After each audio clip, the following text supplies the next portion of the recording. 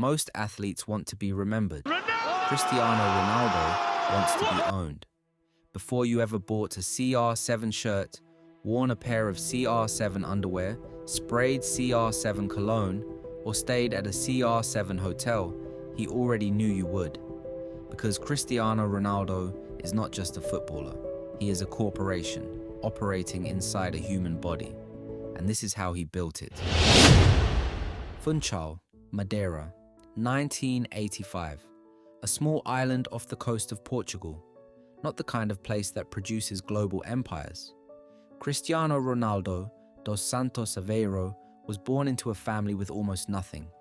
His father was a gardener, his mother a cook and a cleaner. 4 children in a 2-room house, barely enough to eat. He has described watching his siblings go without meals. He has described knowing, even as a child, that poverty was not just uncomfortable, it was unacceptable. That feeling never left him, and it is the single most important piece of context for everything that follows. Because the brand that Cristiano Ronaldo built, the empire worth over $1 billion, was not constructed by a man who loved business. It was constructed by a man who was terrified of going back. When he was 12, he was spotted by a scout and sent to Lisbon to train at Sporting CP's academy. He was alone, homesick, mocked for his Madeiran accent, and barely eating. He could have folded. Instead, he worked, and the pattern was set. In 2003, Manchester United signed an 18-year-old from Sporting for £12 million. Sir Alex Ferguson later said it was one of the easiest decisions he ever made. But what happened inside that deal is what separates Ronaldo from every footballer who came before him. He did not simply sign the contract and play. He studied the club, studied the brand, studied what made David Beckham, United's previous icon, worth hundreds of millions off the pitch. He saw the formula, talent plus image plus global platform, and he started engineering himself accordingly. The body came first. There are no credible accounts of Ronaldo taking a rest day casually. His former teammates have described his diet as meticulous, his sleep optimized, his gym sessions legendary to the point of obsession. He had an athlete's body rebuilt into something closer to a product prototype, not because he was vain, but because he understood something most players did not. The body is the brand. If the body declines, the brand declines. Sponsors do not pay for mediocrity. Sponsors pay for aspiration. And so, Cristiano Ronaldo built himself into something people aspired to. That was the asset. That was the foundation. Everything else was the architecture built on top of it. In 2009, Ronaldo signed for Real Madrid for £80 million. At the time, the most expensive transfer in football history. And that number mattered, not just for what it said about his ability, but for what it said about his value. He understood that price is perception. A $100 million man walks into a room differently than a $5 million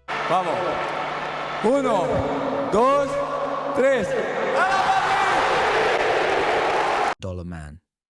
The world treats them differently. Brands partner with them differently. The Real Madrid move was not just a sporting decision. It was a branding decision. The biggest stage, the biggest club, the biggest market, and a global television audience of hundreds of millions. It was here that the CR7 brand began its formal construction. The initials were already in use, but now they became a trademark, literally. CR7 was filed as an intellectual property. A logo was designed. A visual identity was locked in. Then came the licensing machine.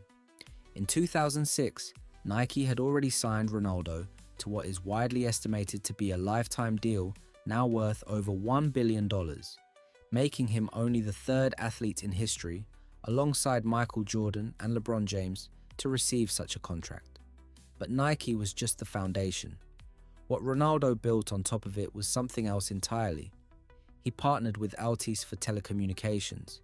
He launched a hair transplant clinic chain because he knew his fans were insecure about the same things he could project confidence about. He launched a gym chain, a hotel chain, a fashion line, a fragrance line, a gaming partnership. By 2022, the CR7 brand licensing operation was generating revenue independently of whether Ronaldo scored a single goal. Think about that. He had constructed a business that no longer required him to perform. But the masterstroke, the move that no one in football had ever fully executed before, was social media. In 2023, Cristiano Ronaldo became the first account in Instagram history to reach 500 million followers. As of now, he sits at over 600 million, more followers than the entire population of North America. And he turned that into a currency. Reports from marketing analysts have valued a single sponsored post from Ronaldo at between $2 and $3 million per post. That is not an endorsement deal. That is a media company. By some estimates, Ronaldo's social media following makes his personal accounts more valuable than the social media channels of entire national governments, global news organizations, and Fortune 500 companies. He is, by definition, a media platform, the product being himself. And here is where the strategy becomes almost uncomfortable in its precision. He never breaks character. Every post reinforces the same narrative: the body, the dedication, the family, the trophies, the lifestyle. Not because he is performing, but because consistency is the architecture of a brand. A brand is a promise made repeatedly until the audience internalizes it. Ronaldo has been making the same promise since 2003. I will be the best, and I will never let you forget it. That repetition is worth hundreds of millions of dollars. In January 2023, Cristiano Ronaldo signed with Al Nassr of Saudi Arabia. The European football establishment reacted with something between confusion and contempt. The narrative was immediate. He had gone somewhere to retire, to collect a paycheck. The competitive chapter was over, but look at the actual numbers. His reported salary was 200 million euros per year, making him, by a significant distance, the highest paid athlete on earth. Beyond the salary, however, was what the Saudi deal actually was: a brand ambassador agreement for Saudi Arabia's Vision 2030 tourism initiative, packaged inside a football contract. He was not just playing football, he was representing an entire nation's attempt to rebrand itself on the global stage, and in exchange, he gained something the European leagues had stopped offering him: relevance in a new market: the Middle East, Southeast Asia, North Africa, markets where CR7's brand had room to grow, markets that European brands were only beginning to take seriously. His social media numbers did not decline after the Saudi move, they grew. His commercial income did not decline, it grew.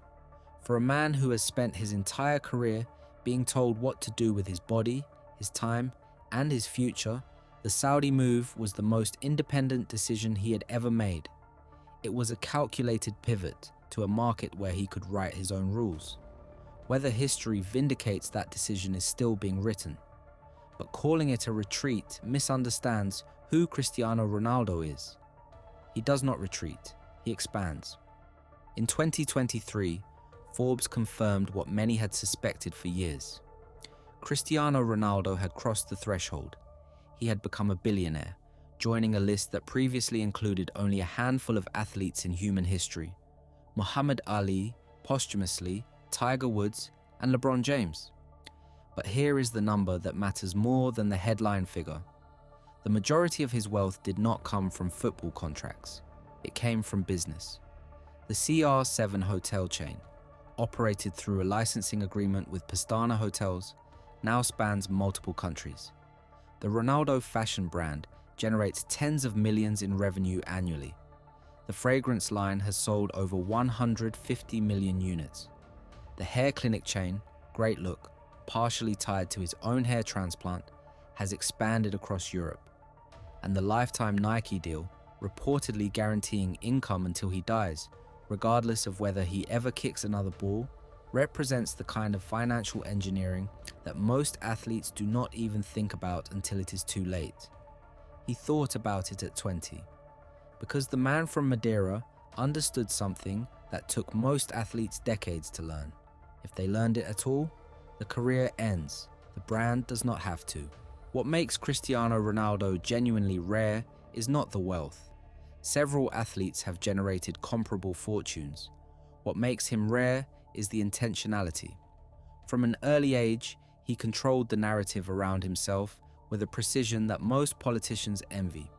Every interview, every social media post, every celebration, every tearful post-match speech, curated, considered, consistent. The Ronaldo who cries when he wins is the same Ronaldo who stares down a press conference camera without blinking when he loses. The vulnerability and the arrogance are both on brand. Both serve the same story. This man cares more than anyone alive. That emotional authenticity, or the performance of it, is what turns followers into customers. It is what turns a footballer into a faith. Because people do not just buy Ronaldo's cologne. They buy the idea that wearing it makes them closer to something. Discipline, wealth, beauty, dominance. He did not sell products, he sold a mythology. And the mythology, it turned out, was worth more than the trophies. Here is what Cristiano Ronaldo actually teaches the world. Not about football, but about business. He understood that talent alone is temporary. Every athlete eventually slows. Every record eventually falls. Every trophy eventually turns to dust. But a brand, built carefully, protected obsessively, and extended intelligently, can outlast the body that carried it. Michael Jordan has not played basketball in over 20 years. Nike still sells his shoe every week. That is the model. That is the template Ronaldo studied and then surpassed. He did not just want to be famous, he wanted to be permanent. And in a world where most people are forgotten the moment they stop performing, Cristiano Ronaldo has engineered something closer to immortality. Not through football, through business. The boy from Madeira who was afraid of going back never went back. He built a door that money cannot open from the outside and poverty cannot close from within.